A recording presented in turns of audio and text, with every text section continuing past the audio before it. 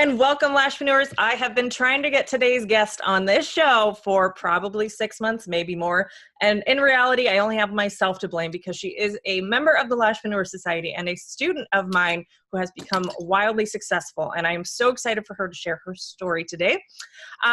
This is going to be my interview with my Lashpreneur legend, Manuela Ramirez. All right, so let me give you a little bit of history on Miss Fabulous here. She's your everyday hardworking lash artist. She opened up her business in 2017. Is that correct, Manuela? Is that when you started your business?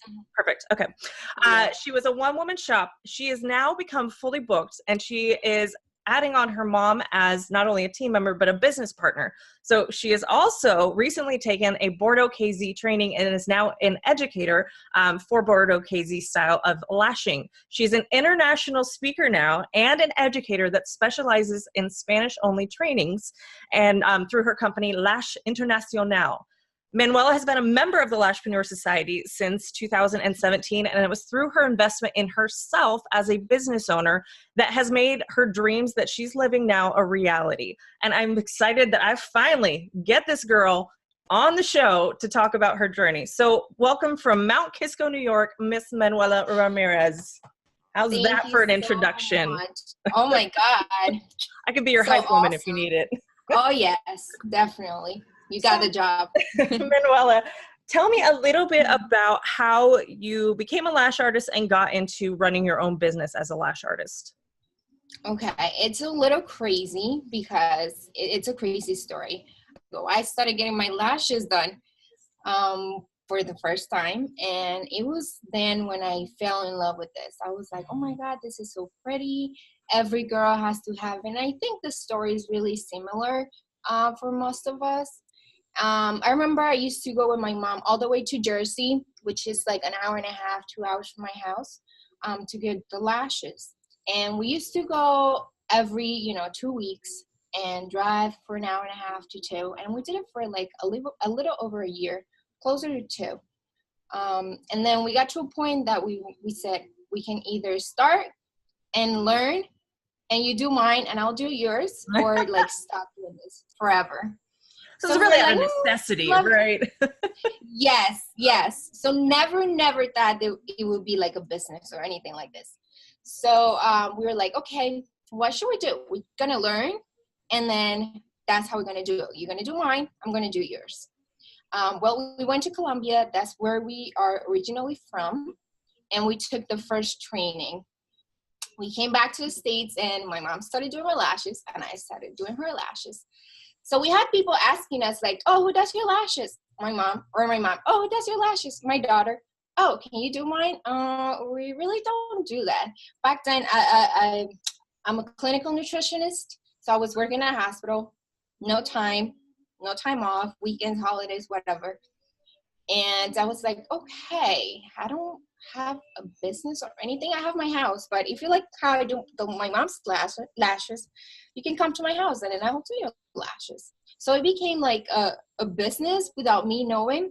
And, yep, accidental business owner. Yes, and it got to a point that I was busy from home and I had a full-time job at the hospital. So it kind of like got weird that I had people that I didn't know coming to my house. And then my husband told me like, this is not right. Like, you're going to be here alone. And then you're going to have people coming in that you don't know. Like, I don't want that. So one day my husband gets home and he's like, I just saw this space that is really beautiful. And I think you should open a lash place there. Lash place, how he calls it. Just casually slid that into conversation, didn't he? Like, yeah, a lash. Open up a storefront. Yeah. Yeah, so I was like, not really. So I had him and my mom kind of like pushing me to do it. And then my mom was like, yeah, maybe we should do it. Maybe it's a good idea. I'm like, I don't think so. So, a couple of days passed and they kind of like forced me to apply for the place, for the lease. And then I was like, okay, I'm going to apply. If I get it, that was because it was meant to be. If I don't get it, I'm going to forget about it. And then just, have my full-time job, which I kind of like didn't hate, but I didn't love because I was working weekends and holidays. Right. I didn't want to do that. So I applied for this space and I got it. And I was like, oh my God, okay, now what? So, So what size was this space? this is, I don't even know like the number, but it's pretty big. Yeah. Okay. So it's your current space. That's probably 800 Yes. square feet, maybe 800, 900. Yeah, about. That's a big So chunk to chew off when you're like, oh, I'll see you in yes. just roll the dice. Yeah, so when I got in here, I was like, okay. You know, when you feel it, you're like, oh, this is, I started like picturing everything, and I'm like, this is where the things are gonna be. So I'm like, oh, this is weird. I shouldn't be feeling this because I'm not a business owner or whatever. So anyways, the rest that's it. Like, So when did you take the leap? Did you put in your 2 weeks right then and there and you were done with the full-time job? Yeah. Well, okay, here's the thing. I got the approval from the landlord, and I was like, well, now I'm stuck. Like, I can't have a full-time job and have to pay this space. So I was like, okay, what am I gonna do? What am I gonna do?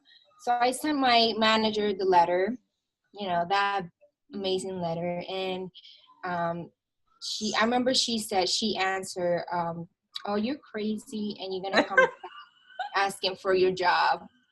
And I was like, okay, I feel so bad. I think I cried. I felt so bad. And I was like, okay, I don't know what she's saying that, but it's really rude.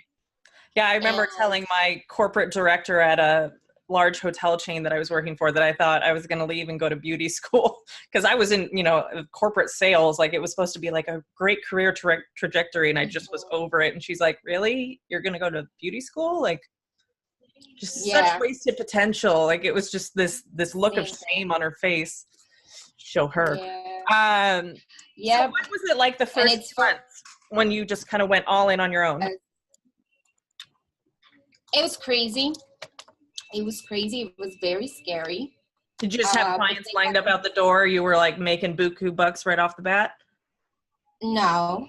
I had some clients, of course, because I had the quote unquote clients from home. But when I opened the space, I raised my prices because I was working from, I had to pay more stuff, and then those clients just were gone. So it wasn't easy. Some weeks I had like 3 clients, but I'm not going to say that it was like the hardest thing ever, because everything in life is hard, but if you try hard enough, you're going to get it. Yeah, I like to take the approach that everything is working in my favor, whether it feels like it or not, whether I'm in pain, whether I'm scared, whether I'm operating from a place of fear. I choose to see that the things that are happening to me are helping me to evolve to become a different and better version of myself so that I can accomplish the things that I want to set out. And I know we talk about this in the group, in the society quite a bit, just the ups and downs of being a business owner. And that's not something I can take away from anybody. I wish I could take it away from myself. That's just part of the journey that you go on. But having this positive outlook on, okay, yeah, this really sucks. I'm a little worried. I'm a little concerned how I'm going to get through it, but I know I'm going to do it. I don't know how yet, but I'm going to figure it out. And just having kind of that commitment to seeing it through what you started. So what did you do? Like, what were the decisions or the ahas that you had in order to even just join the society or look into learning the business aspect of your artistry? It was pretty weird because it was actually my mom that was part of your group, and I don't know if you remember this. Yes, right? I remember. So, wow. Yep, I remember that. One day I was on my mom's Facebook, and I saw Lashpreneur, right? And I was like, Mom, what is this? She's like, oh, I've been paying this for like a year or so, or something like that. It had been a couple months. I think it was like 2 months in. Yeah, or something like that. I don't understand your English all that well. Can my daughter join? She's like, I know she posts a lot of great stuff, but I don't really pay attention to it. So I'm like, Mom, this is like business stuff. But I mean, if the business side of this is not working, it's not going to work at all. So I was like, okay. And then my mom was like, talk to her. We're going to talk to her and see if we can transfer the membership to your Facebook so you have control over it, like, and you can start learning from her. So that's when we I think we sent you a DM or something. Mm-hmm. Yep. And I they do said, remember that. "Oh, Hi, Lena. Shout out to Manuela's mom, Lena. Okay, so you joined the Lashpreneur Society back in its infancy. Literally, I think we had launched the group maybe 2 months before. And I say we, it was just me at the time, like literally just me jumping in there showing like, hey, here's how I do stuff on Canva. So what was I remember one specific moment for me when I saw the transformation in you, and I don't know if you're going to remember this, but it was I think it was about April last year when you were trying to come up with a summer promotion. Manuela is also a very talented microblading artist. And so we were talking about how she was going to market through, was it Facebook ads you were going to do? Facebook, yeah. And we were talking about captions. And one thing that I love to do in the group is, as a coach, it's not necessarily my responsibility to give you an answer because I can't copy and paste. I can't cookie cutter everybody's business. There are foundational principles of business that I teach on, but I really empower my students to come up with their own answers. And so when Manuela was asking about how she should kind of present this ad and what she should write as her captions, I was just asking her the right questions to get her to come up with her own response.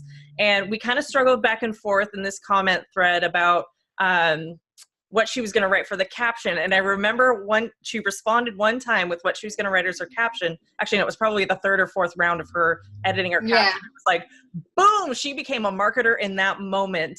It gave me the chills that she all of a sudden, like, it clicked with her what the purpose of the ad was, how she was going to relate to her target audience, and how she kind of transformed this ad to really solve a pain point for the people that she was going to be putting it in front of. And I had such a proud mama bear moment. I remember because I'm like 10 years older than you, but it's awesome. And in that moment, it was like she was off to the races and running. And since then, so tell me what life has been like for the last 6 months for you. Well, crazy. It's in a good way, in a great way. in a good way. It's going really fast. As you said before, I'm fully booked. And now I'm starting to travel a lot. I'm going to different places to teach. So it's been it's complicated. It's hard in a good way, you know. Yeah, well, and let's talk about that. The reality of thinking. What is it like to be fully booked? Because everybody thinks, oh, it's so amazing. Yeah, it's not fun. It's hard. It's really hard. Especially when you want to start adding on being an educator. It's not fun.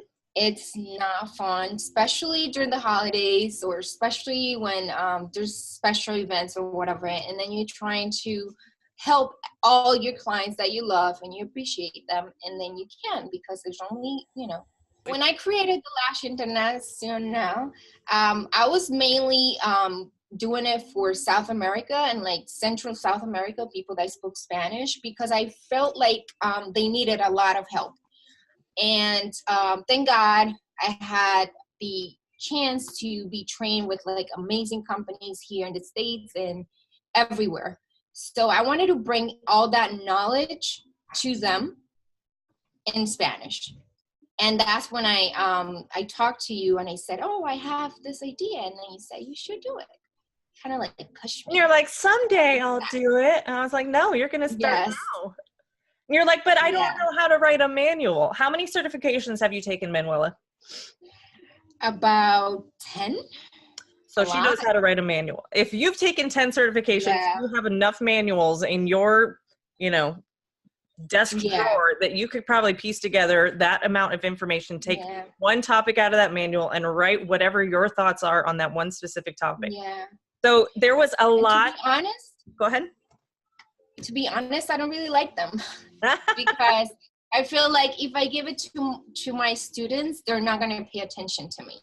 So I rather have them like listening to me and they write whatever I tell them, because I've been through it. Like I have a book and then I say to myself, I'm like, okay, I'm going to ignore this lady that's in front of me talking to me. And then I'm going to get home and read my book. So I don't want my students to do that, because then once they get home, they're going to be all confused and they're not going to have me.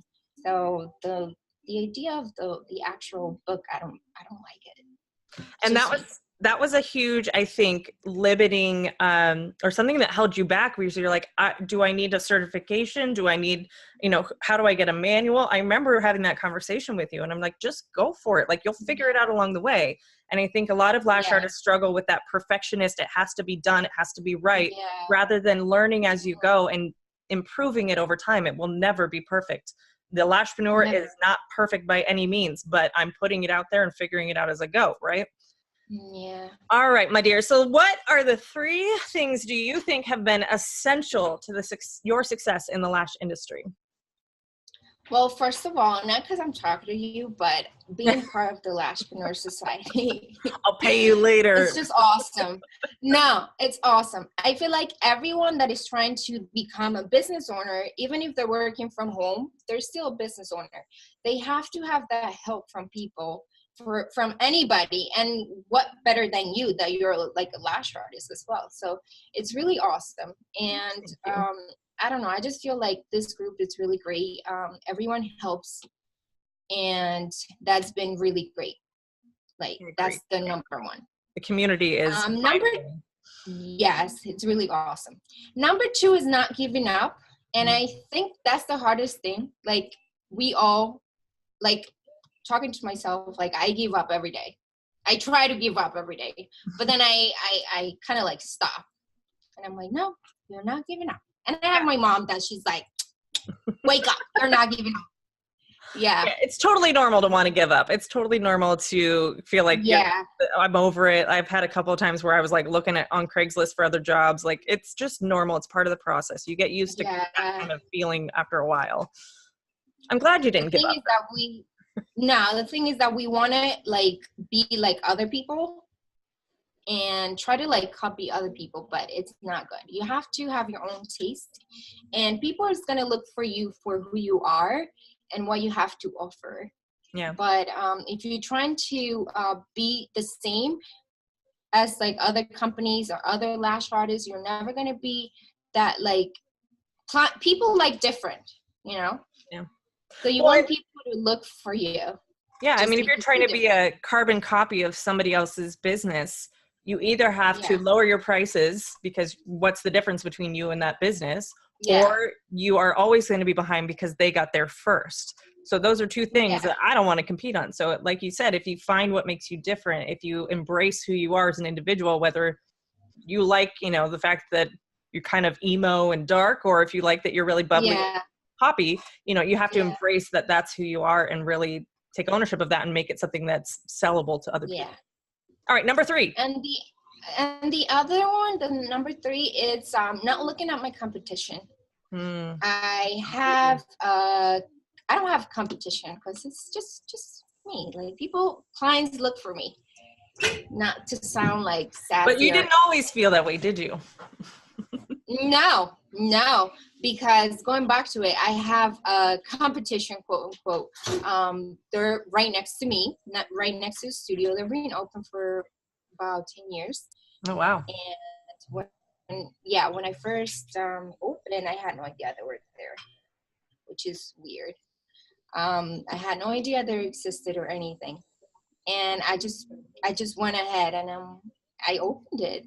So, going back to that, not looking at my competition, it's I'm not looking at what they are charging or what they're doing or whatever they're doing. I just do what's best for my business, and that's what makes me different, and that's what's gonna make me better, I guess. I don't know. I 100% agree. I get messages all the time of, especially those who are working in salon suites now. It's like they're the only lash artist and a bunch of estheticians and cosmetologists in these salon suites, and then one day another lash artist business pops up in the salon suites, and it's like Armageddon for this lash girl who's reaching out to me. And I'm like, your success or failure in your business has nothing to do with the amount of competition that's in your area.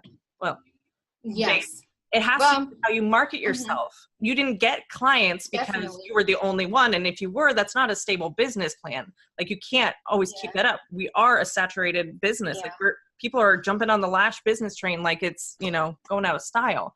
So that's where marketing comes into play. And I'm so glad that you unfollowed, you stopped focusing on what everybody else was doing, and really stayed true to yourself, because it can be very easy to get distracted by what everybody else is doing. But staying true to yourself and creating a business that you love and that suits your life rather than what somebody else's dream is, that's it's part of the beauty of being an entrepreneur, you know? Yeah, and I also did what you told me. Don't follow them. Right? Don't follow them on Unfollow, Instagram. ignore them. Yes. Yes. If I give you one thing on this episode, it's unfollow. You don't need to be exposed. Don't follow them, because then you're gonna forget about your business, and then it's not gonna be good. Keeping up with the Joneses, and at that point you might as well work for somebody else because you're chasing somebody else's dreams. So, all right, Manuela. So what's in the future for you, my dear? As I said, everything is moving really fast, so it's like pretty scary, but a good, in a good way. I do want to keep like taking care of my clients, but I'm sure that at a point I'm gonna have to give up some of them, which is kind of like hard for me to say it, but I want to grow in a different way. I don't want to grow my business having 20 people working for me. Yeah, because it's not just what I want. I hear you, sis. I hear you. I don't want to babysit, like you said. So are you going to do more speaking, educating? Yes. When it comes to speaking, it's kind of weird that I get this people trying to get me for their conferences and things, because my first one is going to be in Mexico, I think, in March. So we'll see. Congratulations on that, because that's a big deal. It really is. Thank you. All right. So yeah, I'm going to keep doing that because I feel like it's really fun. And teaching. I love teaching. Well, excellent. Well, how can people find out more about you? Okay, so you can have my Instagram. It's Lash International. That's with the C, Cional. With a C in Spanish. Yeah. And then Facebook, same thing. Facebook.com/Lash International. I'm always there.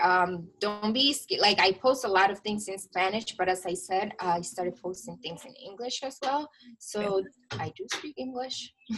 Yes, and she does amazing work. She knows how to do that Bordeaux KZ style. And if you don't know what that is, that's the caterpillar sleeping on your eyeball kind of look that we all do. Well, Manuela, thank you so much for finally carving out the time to be on the show. I adore you. I adore your mom, and I'm so proud of how far you've come. You have really made me look like I know what I'm talking about. So thank you so much for doing this. You do. And everyone has to be part of the Lashpreneur. Hey there, Tara Walsh here. And real quick, if Manuela's story connects with you at all, I want to give you the opportunity for you to experience your very own transformation. The Lashpreneur Society is my signature group business coaching program just for lash artists. Not only do we have curriculum on learning the basics of running a business and how to market it and what's next after being fully booked, because as you can tell with Manuela, getting to fully booked wasn't the be-all and end-all for her business. We'll be opening up registration soon, so you're going to want to make sure that you don't miss the opportunity, because we only keep the doors open to new members for a few days. To find out more details about the program, head on over to thelashpreneur.com/society. And if you have any questions about the program, feel free to message me on social media at thelashpreneur, or shoot us an email at hi@thelashpreneur.com. You never know if you could be the next Lashpreneur legend I spotlight on the show. Thanks so much for joining me today. Have a good one.